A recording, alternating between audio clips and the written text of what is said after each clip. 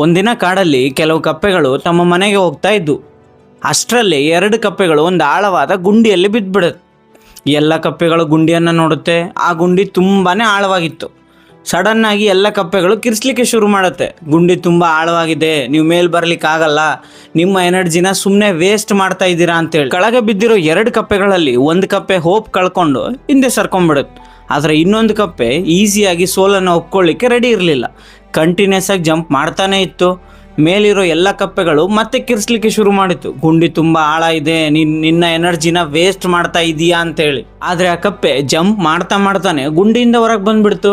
ಎಲ್ಲ ಕಪ್ಪೆ ಶಾಕ್ ಆದವು. ಆದರೆ ಲಾಸ್ಟಲ್ಲಿ ಟ್ವಿಸ್ಟ್ ಏನಿತ್ತು ಅಂದರೆ, ಆ ಜಂಪ್ ಮಾಡಿ ಬಂದ ಕಪ್ಪೆಗೆ ಕಿವಿ ಕೇಳ್ತಾ ಇರಲಿಲ್ಲ. ಆ ಕಪ್ಪೆಗೆ ಅನಿಸಿದ್ದೇನು ಅಂದರೆ, ಮೇಲಿರೋ ತನ್ನ ಫ್ರೆಂಡ್ಸ್ ತನಗೆ ಎಂಕರೇಜ್ ಮಾಡ್ತಾ ಇದ್ದಾರೆ ಅಂತ ಅಂದ್ಕೊಂಡು ಆ ಕಪ್ಪೆ ಇನ್ನೂ ಸ್ಟ್ರಾಂಗ್ ಆಗ್ತಾನೆ ಹೋಯ್ತು. ಮಾರಲ್ ಆಫ್ ದ ಸ್ಟೋರಿ ಏನು ಅಂದರೆ, ಬೇರೆಯವ್ರ ನೆಗೆಟಿವಿಟಿ ಕೇಳಿ ಡಿಮೋಟಿವೇಟ್ ಆಗೋಕ್ಕೆ ಹೋಗಬೇಡಿ.